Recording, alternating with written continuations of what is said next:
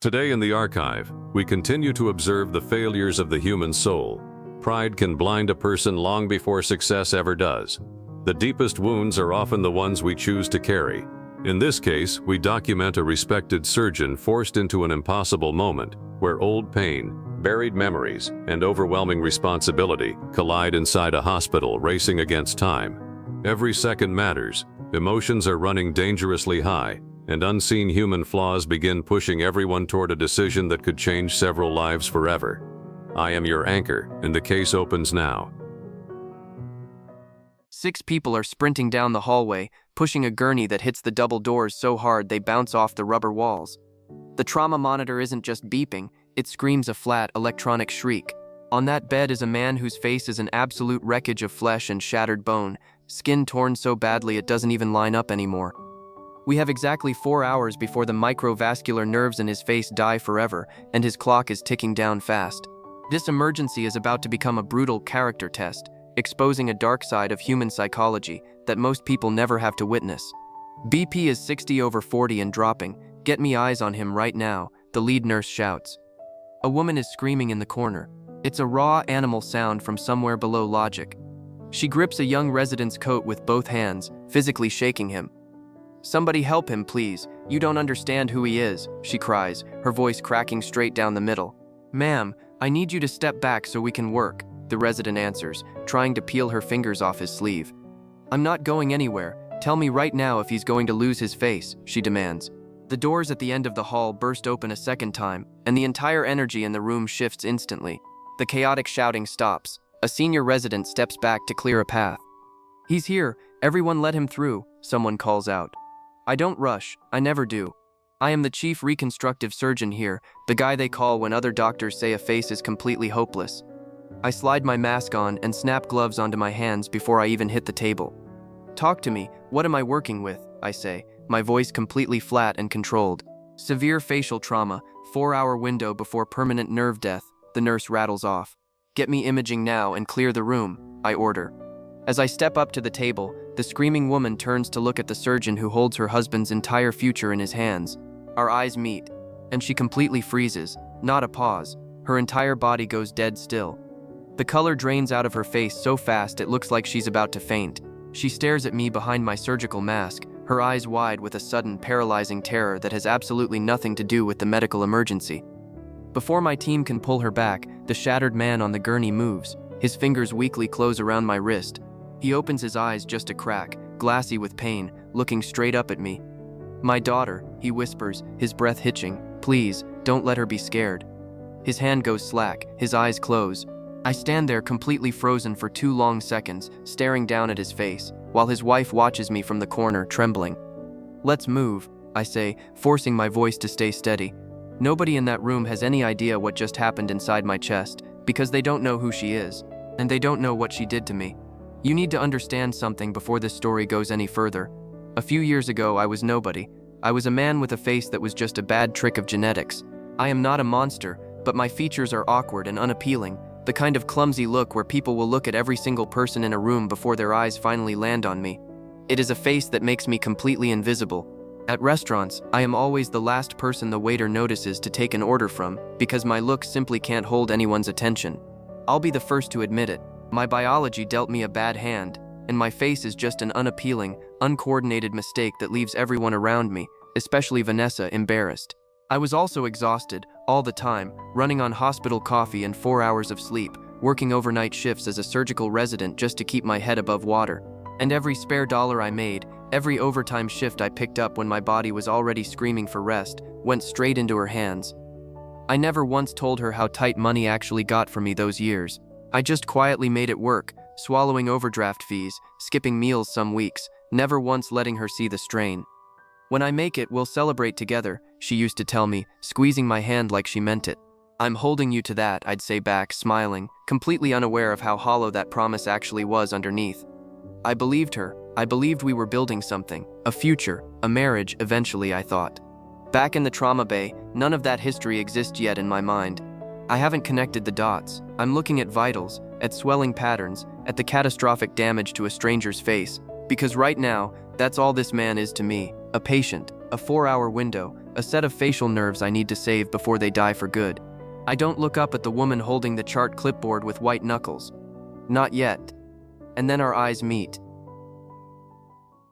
There's a specific smell that lives in my memory from those resident years, one I can't ever fully scrub out of my head. Burnt hospital coffee, sitting on a warming plate for 6 hours past when it should have been thrown out, mixed with the cold antiseptic smell of a hallway at 3 in the morning. That smell hits me randomly in elevators or gas stations, and for half a second I'm 26 years old again, running on no sleep, doing it all for a woman who was already planning her exit. I remember the weight of it physically. My shoulders used to ache from hunching over hospital paperwork at 4 a.m. My eyes burned every single morning like someone had rubbed sand directly into them. I remember the cold of the on-call room floor when I'd lie down for 10 minutes between shifts, too tired to even make it to the cot. That cold floor taught me something. It taught me that exhaustion has a temperature, and it's freezing. Somewhere in that exhaustion, lying on that floor at 4 in the morning, a quiet vow formed in me. I told myself that if I ever made it out of that grind, I would never again let anyone make me feel small for what I looked like. I didn't know yet that the person who'd make me feel the smallest was the same person I was bleeding myself dry to support. It was a Thursday. Thursdays were the one night a week I could actually plan ahead for. The one night my schedule lined up enough to take her somewhere nice. A small Italian place 2 blocks from her apartment, candles on the table, low lighting. I'd been saving for that dinner for 2 weeks. "This is nice. You didn't have to do all this," she says, looking around at the candle and the little vase of flowers on the table. "I wanted to. You've had a long semester. You deserve a night off," I answer, and I mean every word of it. "You're sweet, you know that?" she says, but there's something distracted in her voice, like her mind is already somewhere else. I thought it was going to be a good night. I'd actually started imagining what a proposal might look like in 6 months once my schedule eased up. And then Vanessa looked at me from across that candlelit table. I could see the decision was already made before she even opened her mouth. This moment was about to become the ultimate identity test of my entire life. "I need to say something and I need you to just let me get through it," she says, setting her fork down carefully, like she's preparing for a performance. "Okay, what's going on?" I say, and I can already hear the first flicker of unease in my own voice. "You're a plastic surgeon who can't even fix himself," she tells me. Her voice doesn't even shake. She rehearsed it. "Vanessa, what are you talking about? Where is this coming from?" I say. The confusion is real. Nothing makes sense. "Imagine spending my life beside a man who looks like you," she continues, picking her words so each one lands somewhere specific. Every time I pictured our wedding photos, I felt embarrassed. "After everything I've done, this is what it comes down to for you," I say quietly. It isn't a question anymore. It's just me saying the sentence out loud to make myself believe it's actually happening. "I'm sorry, I just can't do this anymore," she says. She stands, smooths down her dress, and walks out of that restaurant without looking back once. I didn't chase her. I didn't make a scene. I just sat there completely still, hands flat on the table, while the candle between us kept burning like nothing in the world had just ended. The waiter walked past once, glanced at the empty seat across from me, and very deliberately said nothing at all. No shouting, no tears in public, just me absorbing the worst sentence of my life with a face that refused to give her the reaction she expected. I just looked at my hands. These hands had rebuilt a 14-year-old boy's jaw last week after a car accident left him unrecognizable to his own mother. These hands put people back together. These hands were the last thing some patients saw before they went under anesthesia, and the first thing they reached for when they woke up and realized their face had been saved. But they were not enough for her. And I remember thinking, even then, in that exact moment of being quietly destroyed, that she was beautiful. And I hated myself for thinking it. Internally, it was a different story entirely. I turned it over and over in my head on the walk home, my shoes hitting wet pavement in a steady, hollow rhythm. I had spent years paying for her education, her rent, her entire image of who she wanted to become. The final invoice she handed me back was my face, not my sacrifice, not my loyalty. My face. I thought about every late shift, every overdraft fee I ate quietly so she'd never know money was tight. Every single time I told myself it was worth it because we were building something together. In one sentence at a candlelit table, she told me none of that ever mattered to her at all. That kind of betrayal forces a complete recalibration. I spent the better part of a year afterward buried so deep in research papers and surgical journals that some of my colleagues genuinely worried about me. "You haven't gone home before midnight in 3 weeks. This isn't healthy," my attending tells me one night, catching me in the resident lounge. "I'm fine. I just want to get this technique right," I answer, not even looking up from the page. "Whatever happened to you, I hope it was worth whatever this is turning into," he says, shaking his head. Buried in that same grind, I first noticed Elena. She was a fellow resident, sharp and quiet, the kind of person who pays attention to things most people walk straight past. One evening I came back to my workspace after a double shift and found a coffee sitting on top of my stack of journals. No note, just coffee, still hot, placed there by someone who'd noticed I kept forgetting to eat. I looked up and she was already halfway down the hallway, not waiting for a thank you. "You didn't have to do that," I called after her. "I know," she said, without turning around. "I wasn't sleeping. I wasn't really eating right either. But I was building something, brick by brick, out of every ounce of that humiliation. I developed an entirely new approach to microvascular facial reconstruction, a technique so precise that within a few years my name started showing up in places residents only dream about. Conferences, published case studies, surgeons twice my age flying in just to watch me operate. I became, without question, the most sought-after cosmetic and reconstructive surgeon in the entire state. Not one bit of it happened by accident. Every late night, every paper I read until my eyes blurred, all of it was quietly fueled by a sentence a woman said to me over candlelight years earlier. Elena grew alongside all of it. She moved from fellow resident to colleague to the person whose opinion I trusted more than anyone else in any room. She never made a thing of it, never pushed, never asked for more than I could give. She just showed up, consistently and without conditions. "You're the only surgeon I've ever met who still gets nervous before a procedure," she tells me once, half teasing. "I've been doing this 15 years and it still feels like the patient's life matters more than my ego," I answer her, quiet and honest. "That's exactly why you're good at this. Don't ever lose that," she says, and something in the way she looks at me makes it clear she isn't just talking about my surgical technique. "Most people just see the work. They don't see that part," I admit. "I'm not most people," she says simply. Elena fell for the parts of me that had nothing to do with my face at all. In a strange way, she was watching my true character revealed in every quiet, unglamorous moment nobody else bothered to notice. She represented proof that someone could actually see me and still want to stay. Meanwhile, in a completely different world, Vanessa had gotten exactly what she always said she wanted. She married a man named Richard. Richard wasn't some shallow trophy husband chosen for his jawline. He was handsome, yes, undeniably so, but he was also kind, patient. A genuinely good man by every measure I'd later come to understand.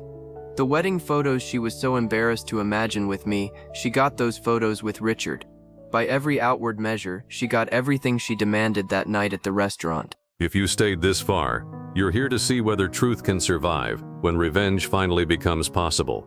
Julian is standing at a crossroads where his professional duty and personal history are beginning to collide. Would you make the same choice if the power was placed in your own hands? We have reached the point where questions have no answers. Will you stay to see the fallout? So here we are, years later. Same two people, completely different rooms in our lives, suddenly forced into the same four walls again. I watched her grip the edge of a chart cart so hard her knuckles went white, watching the man she once called too plain to marry stand over her husband's destroyed face with the only set of hands in the state capable of saving it. "Please," she said, and her voice cracked right down the middle of the word. "Please, you have to help him." I didn't answer right away. I was still processing the fact that the trauma case in front of me had a face attached to a memory I buried years ago.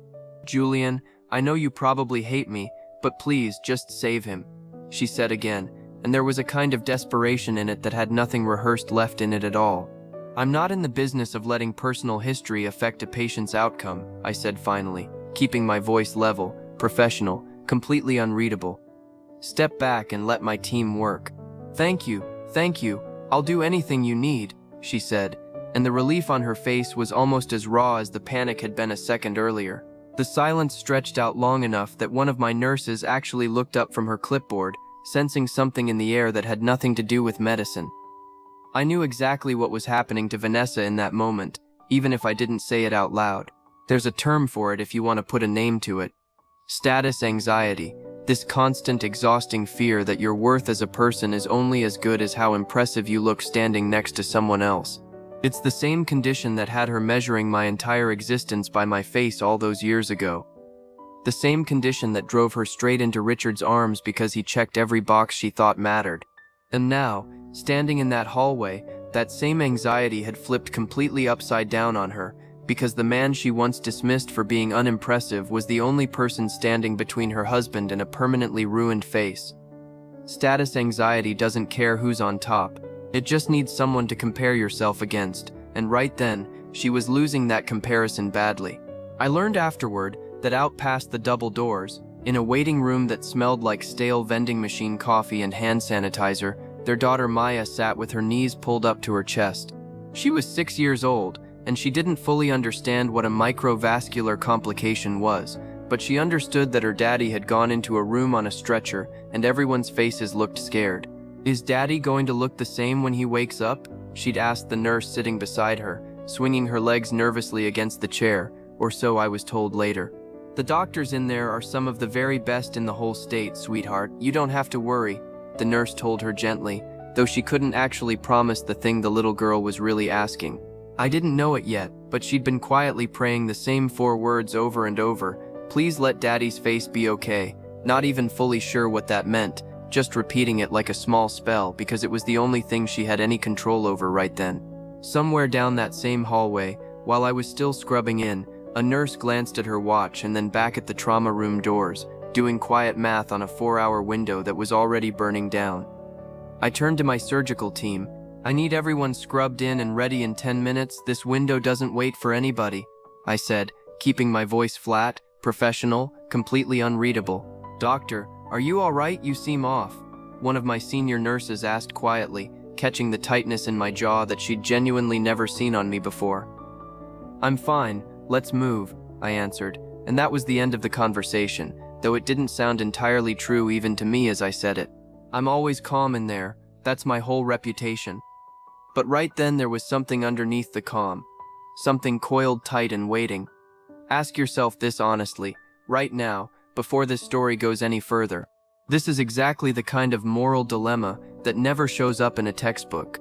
If the exact person who told you your face made you unworthy of love suddenly needed your hands to save the person they chose instead of you, would you be able to fully separate the surgeon from the man underneath the white coat? Be honest with yourself. I didn't even know the answer until I was standing exactly where I was standing right then. I scrubbed in. The water ran over my hands for a full 60 seconds, hot enough to sting, and in that small ritual moment, my mind went somewhere it had no business going during a procedure this serious. I thought about candlelight. I thought about a sentence that ended everything. I thought, briefly and involuntarily, about exactly how unfair it felt that the man on that table got to keep the life I built and lost in the same breath.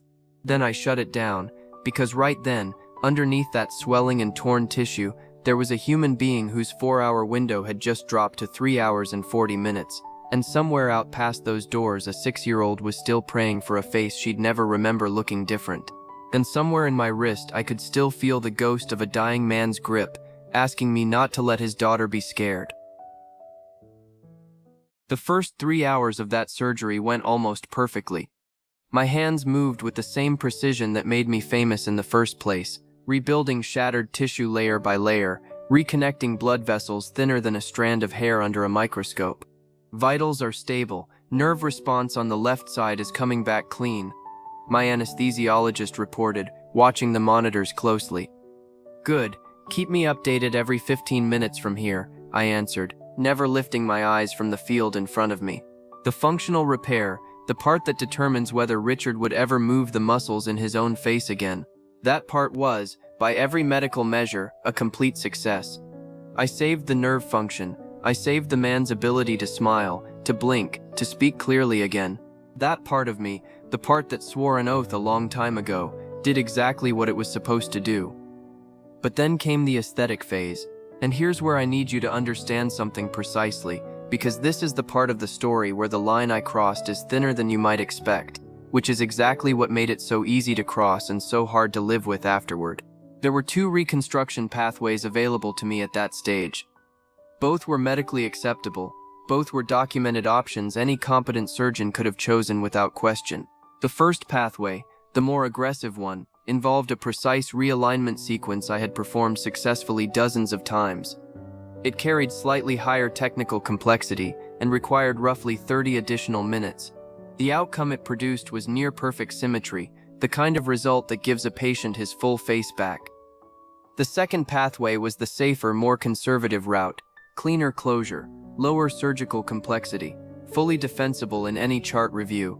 The outcome it produced was an 80% result, meaning a permanent noticeable asymmetry along the jaw and cheekbone that no amount of recovery would fully correct. On paper, choosing the second pathway was not malpractice. In any peer review, it would hold up without a single raised eyebrow. Nobody in that room could call it wrong. That's the thing about the line I crossed. It had no visible footprint. This entire decision was a silent, hidden calculation of moral consequences. "You want me to prep the secondary alignment tray for the cosmetic pass?" my surgical assistant asked, already reaching for the tools. "Give me a second," I said, and something in my own voice made her actually pause and look up at me. And it's right there, hunched over a stranger's face with a scalpel steady in my hand, that something in my head went quiet in a way that scared even me. I looked down at the bone structure underneath all that swelling, and for one disorienting second I didn't see Richard at all. I saw a wedding photo that was never taken.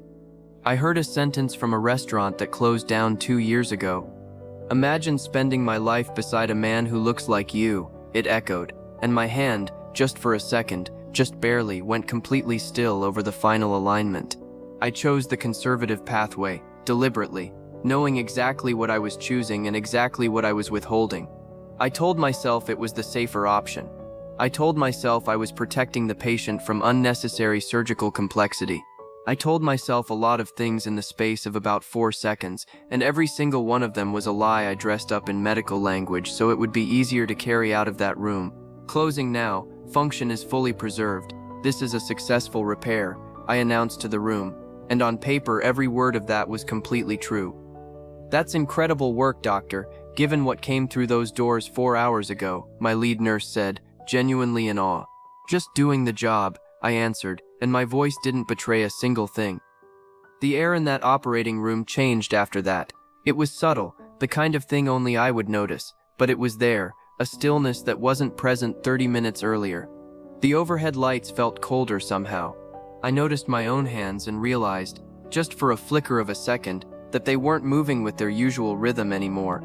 They were moving with something closer to restraint, like I was holding back a much larger motion. Nobody said anything. Nobody in that room had any idea what I'd just done, except me. Months passed. Richard recovered fully in terms of function, and I heard through Vanessa later that he was grateful just to be alive, that he didn't seem to register the asymmetry as a tragedy. What she told me, sitting across from me in my office the afternoon she came unannounced, is what gave me the shape of those months I hadn't witnessed. "Do you know what makes this harder?" she said, before she got to the part that broke her. "Richard is a good man. Every night he comes home exhausted and still sits on the floor playing princess with Maya. He wears the plastic crown without complaining. He tells people he's lucky." She stopped, looked at her hands. "He never once made me feel like it was my fault he looks the way he looks now." That silence between us was thick enough to stand in. And then, the slow machinery of what Vanessa was actually becoming started showing itself in what she told me next. She said that some mornings she caught herself staring at the scar while Richard laughed with Maya, unable to stop looking at the asymmetry the way you can't stop pressing a bruise. And then the thing that hit her like a slap, her words exactly, was the realization of what she was doing. She was measuring his face, the same way she once measured mine. She was sitting across a breakfast table from a man who loved her without condition and cataloging the parts of him that fell short of perfect, and the moment she saw herself doing it clearly, really clearly, it made her sick. She said she went to the bathroom and sat on the edge of the tub for a long time afterward, not crying, just sitting with what she'd found out about herself. "I need 5 minutes, that's all I'm asking," she had said in my doorway that afternoon, standing stiffly like a woman who'd rehearsed how to hold herself together. "Come in," I said, bracing myself for whatever this was about to become. She wasn't angry. That's the part that caught me off guard the most. I'd braced myself for rage, for accusations, maybe even legal threats. Instead, she just looked broken. The way a person looks when the thing they're grieving is themselves. "You know what hurts the most?" she asked quietly. "Richard still looks at me like I'm beautiful." "Vanessa, what is this actually about?" I asked, my stomach already sinking. Tears started running down her face, and she didn't even bother wiping them away. "I was the ugly one," she whispered, and then she turned and walked out of my office, and the door closed behind her with a soft click that somehow sounded louder than every alarm in that trauma bay combined. Here's the cold accounting I ran through my own head that night, alone in my apartment, the city lights bleeding through my window in long yellow streaks across the ceiling. Years of resident shifts, gone, spent on a woman who saw me as disposable, a wedding that never happened, a version of myself rebuilt from scratch out of pure spite and brilliant, relentless work. And now, on top of all of it, a deliberately lesser outcome on an innocent man's face, chosen in the gap between two medically acceptable options, chosen by the one person in that room with the knowledge and the skill to have done better. When I added it all up, the number that came back wasn't revenge, it wasn't justice, it was just loss, stacked on more loss, with my own hands now responsible for a piece of it. Success was supposed to feel like something. That's what I always told myself during those grinding resident years, lying on that cold on-call room floor. I told myself that once I made it, once the world finally respected me the way it should have all along, the ache would just disappear on its own. Instead, months after that surgery, I found myself lying awake at 3 in the morning, staring at a ceiling that offered absolutely no answers, my own heartbeat thudding in my ears like an accusation I couldn't outrun. I couldn't sleep, I barely ate. Even Elena, who loved me fully, who looked at me without a single condition attached to it, couldn't seem to reach whatever part of me had gone quiet and far away. "Talk to me," she said one night, her hand resting gently against my chest, feeling how fast my heart was going even at rest. "Something's eating you alive and I don't know how to help if you won't let me in." "It's nothing, I'm just tired," I said, not even convincing myself. "You haven't been just tired in 3 months, Julian. I know the difference," she answered, and there was no anger in it, just worry, the kind that sits in a person's chest and doesn't move. "I did something I'm not proud of, and I don't know how to undo it," I finally admitted, staring at the ceiling instead of at her. "Then tell me what it is, because watching you disappear like this is breaking my heart too," she said softly. I still couldn't bring myself to answer her fully, not because I didn't trust her. I was terrified of what I'd have to admit out loud if I opened my mouth all the way. Here's the cruelest part of what was happening to me, the part I could barely stand to look at directly. For years, I hated Vanessa for reducing an entire human being down to nothing but a face. I hated her for it with every fiber of my ambition, used that hatred as fuel to rebuild myself into someone the world couldn't ignore. And now, lying there unable to sleep, I had to face the fact that when my moment finally came, when I had the power to be better than the cruelty that shaped me, I chose to become exactly the kind of person who decides another man's worth based on his appearance. I stood in a sterile room with every tool I needed to give a father back his full face, and I chose not to use them. I weaponized a medical decision the same way her words once weaponized my existence. The monster I spent a decade running from was sitting right there in my own chest, wearing my own hands. There's a particular kind of wound that doesn't come from something happening to you, but from something you did that violates your own sense of who you believed yourself to be. People who study this call it moral injury, and it's different from regular guilt because it doesn't fade with time the way an ordinary mistake might. It sits there, it compounds. Every single time I successfully gave another patient back their full face with everything I had, the contrast got louder, not quieter, because I knew exactly what I was capable of when I let myself, and exactly what I chose to withhold from one man on one specific afternoon. For weeks I tried to bury it the way I buried the first heartbreak, throwing myself into work, taking on more cases, staying later than anyone else in the building. It didn't work this time. "You can't keep doing this to yourself. Whatever it is, it's going to break you," Elena told me one evening, finding me still at my desk long after the last patient had gone home. Maybe I deserve to be broken by it, I said quietly, not even looking up.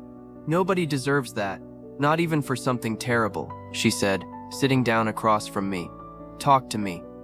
One evening, alone in my office before I was ready to say any of it out loud, something in me finally gave way.